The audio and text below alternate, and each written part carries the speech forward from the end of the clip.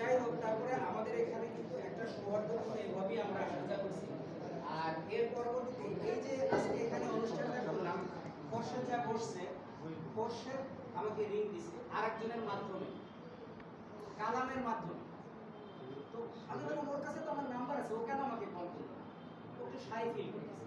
তখন আমার কাছে মনে হলো যে আমাদের কিছু ব্যর্থতা আছে, যে এই বন্ধুগুলোর কাছে আমরা থাকতে পারিনি বা আমরা দূরে সরে গেছি। এই কারণে আমি ফিল করলাম আমি কালামকে প্রথমে বললাম। কালাম যদিও এখানে আসেনি, একটু অভিমান করছে নাকি, এটা রিং না, আমাদের কিন্তু অভিমান একটু ভরা, বুঝছো? তো অভিমানীদের পরে আমরা পিটাবো, সোজা করে দেবো, এটা চিন্তা করো না। তো কালামকে বললাম, কালাম একটা লিস্ট বানালো, প্রয়োগ করি, প্রয়োগ। আচ্ছা, নেক্সট দায়িত্বটা প্রয়োগ হলো, প্রয়োগ প্রত্যেকটা মানুষের একদিনের মধ্যে লিস্ট করে ফেললো। সে আবার টেলিফোন নাম্বার জোগাড় করে ফেললো। তারপরে ওরা কর্মসূচি করলো। আমি ভাবলাম যে ঠিক আছে, সেলিম বা ওদের কথা করে দেই, যে ওরা টেলিফোনে সবাই কথা বলবে। ওরা বললো যে না, আমাকেই টেলিফোন করতে হবে। আমি প্রত্যেকটা ব্যক্তিকে ব্যক্তিগতভাবে কথা বলছি। এখানে রুলি কই, তোমাকে আমি রিং দিছি, ফাতেমাকে রিং দিছি, নাসিমাকে রিং দিছি, কাকা আপনার সাথেও কথা হয়েছে। এইভাবে সবাই আকাশ আসছে, এখানে আকাশ আসছে নাকি, আকাশ টেলিফোন। আচ্ছা, তখন আমি চিন্তা করলাম যে আমাদের সাতক্ষীরা বাজারে নাকি ভাতের হোটেল, এগুলো কিন্তু লিজেন্ডারি ওয়ার্ড।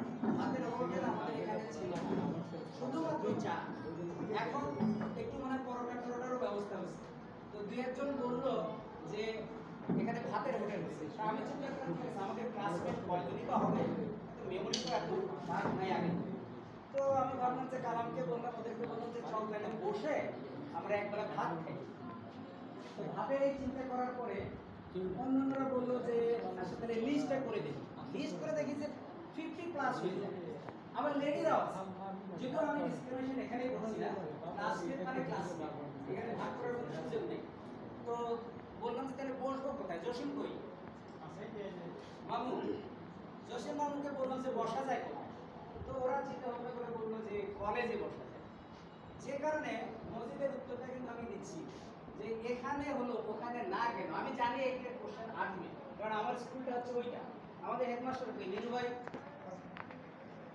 নীরু হচ্ছে আমাদের ওখানকার হেডমাস্টার বর্তমানে।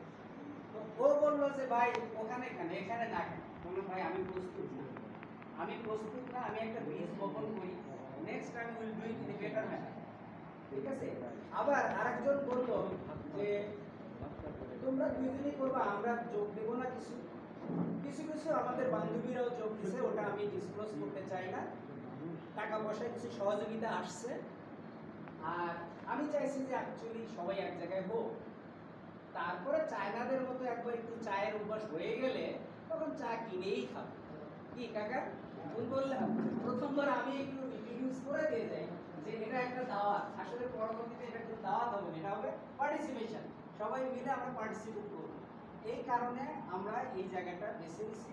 এটা অ্যাকচুয়ালি কোনো কলেজ বা স্কুল বা কোনো কিছু না, ইটস এ ভেন্যু, অনলি একটা জড়ো হওয়ার জন্য একটা জায়গা।